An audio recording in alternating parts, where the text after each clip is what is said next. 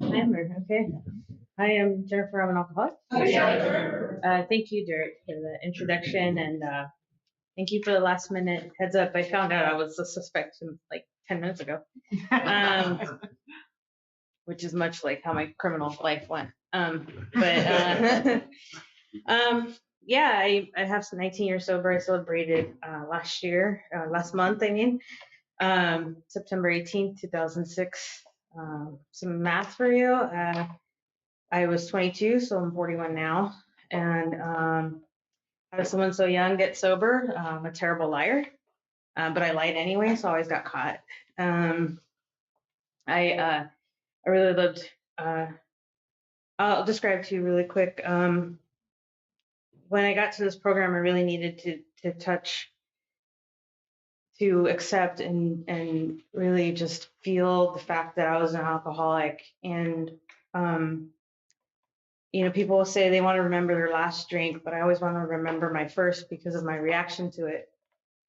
My first drink was when I was 15. I went to my friend's party. It was a big party in Hispanic culture. 15 is a big age. My friend was having a quinceañera, and if you don't know what it's like, it's almost like a wedding, and the dad gives the daughter away. I don't know. I drink at those things, so I'm not sure what it's about. But but I walked into that party, and there was a beer chugging contest going on, and my friends were like, "Come on, go up against Yuri." And so my first drink was chugging beer. I didn't sip or anything. I didn't like taste it or just try it, or if it was I was posturing that I've drank before, and so I drank down Budweiser, king of beers, king of my heart, after I was done chugging. And what happened was, I grew up in a home that was very authoritative and not a whole lot of affection. And when that warm feeling of that beer went down when I was chugging, it was that warmth I've always wanted. It was the hug that never came, that hug I always wanted from my mom. And in the doctor's opinion, it talks about the abnormal reaction to alcohol. I don't know anybody outside of these rooms that has that same reaction, but I see heads nodding, so I know you guys know what I'm talking about. And so I always want to remember how I react, because if I ever drink again, I know that I'll have that normal reaction. And so from 15 to 22 was on, I plotted. My whole life centered around alcohol. I was generally a good kid, but I had goals, and then I would always move my goals in favor of alcohol, and just partying. I love to party. I love to dance. And so by the time I was 22, I hit a bottom. I got to these rooms February 2006. When I turned 21 and I could buy alcohol with impunity, and I no longer had to ask the creepy guy to buy alcohol for me, I really went for it because I could buy my own alcohol. I had that freedom finally at 21, and by 22, just a couple days before my 22nd birthday, I landed in these rooms, and I hit bottom, and I had what made me hit bottom was just trouble with relationships, trouble with people, and I had this idea that I wanted to get married and live this big fantastic life or whatever, and kind of hopeless romantic, but it was really just an addiction.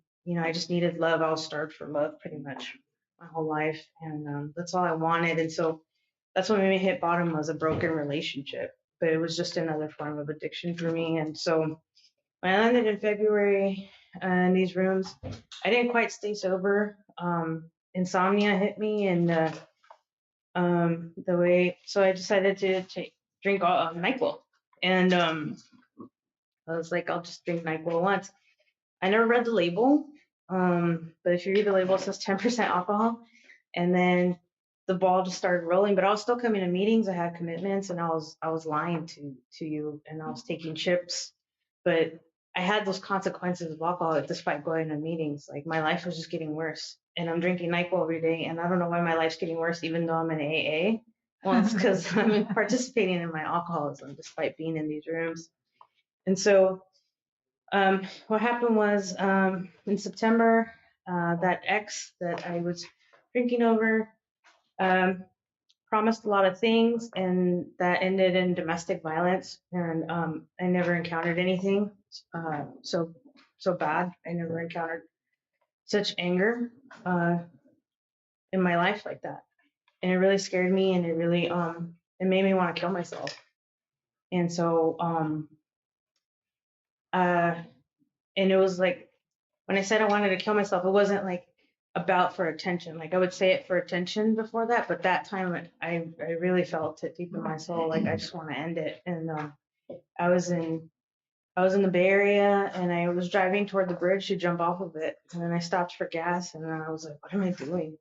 And so I called someone in the rooms that like get back to me like now stat. And yeah, so I drove back down to LA, and I started I told the truth. I told the truth. And then the person who was sponsoring me at the time said, you got to tell all your meetings the truth, and if you want to stay sober. And so I had to tell all the meetings the truth. And there was this Friday night meeting, and they needed a cake person. So it was an old timer meeting, and it was in California. So you buy the cake every week, and you put the candles, and the old timers want every single candle in there. And and they despite me lying, they said, oh, she lied. Why don't we trust her with our cake?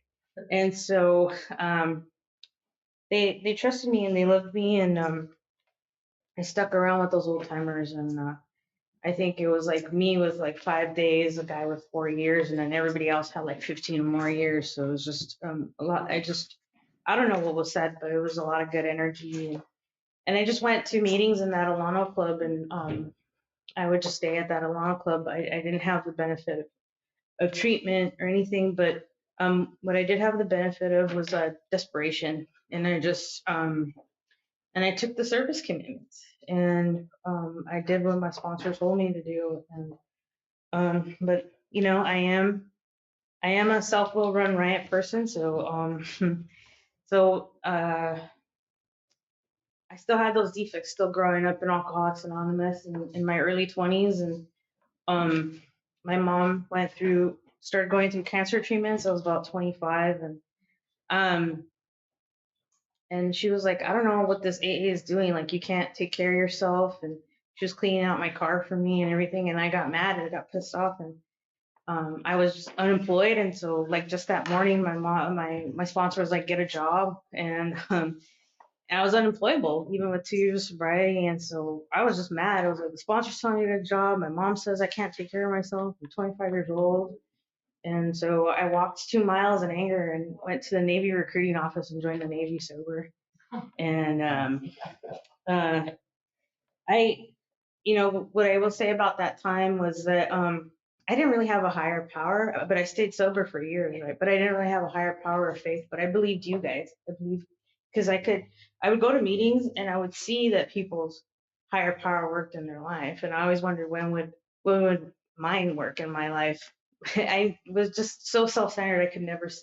It worked through my whole life from the day I was born, but at that time I was just so self-centered. I never saw it.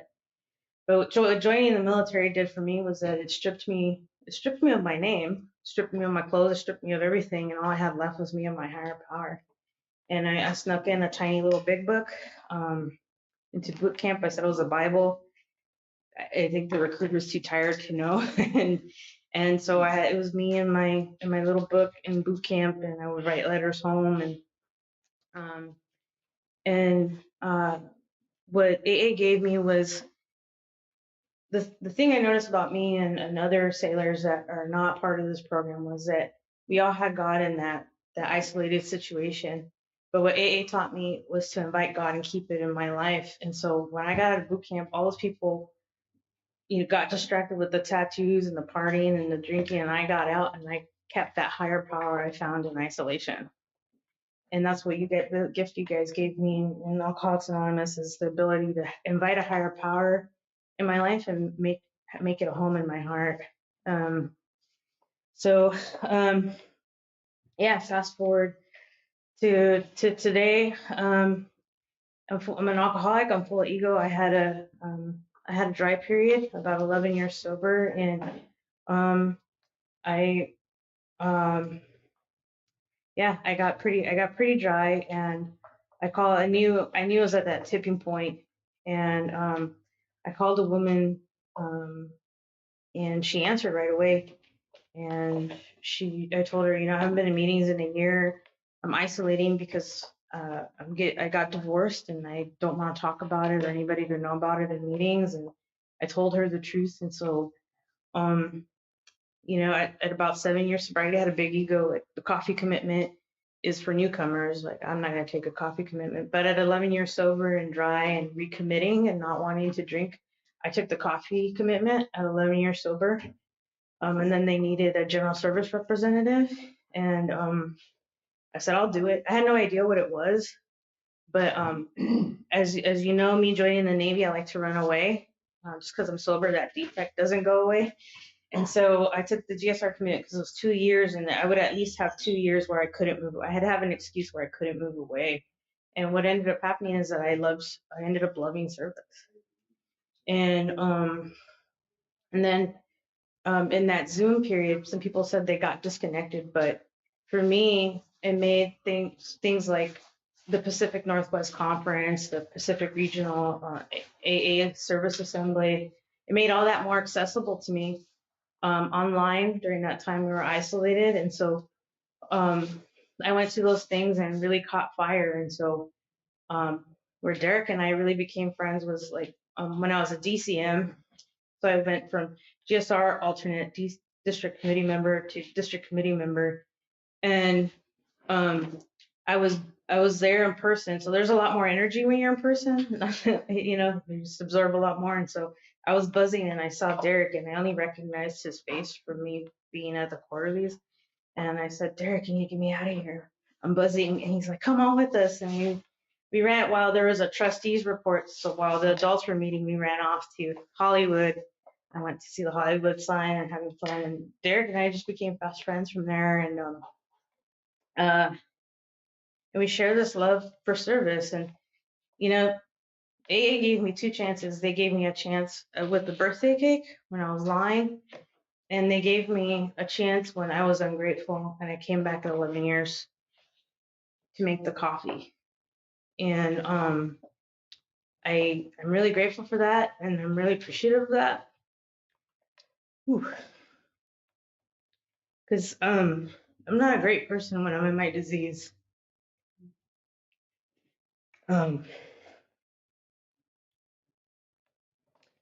I like to push people away and do terrible things when I'm in my disease. But it's given me so many countless chances, and I've made so many mistakes. And I think the only reason I'm sober is because I haven't defended any of them.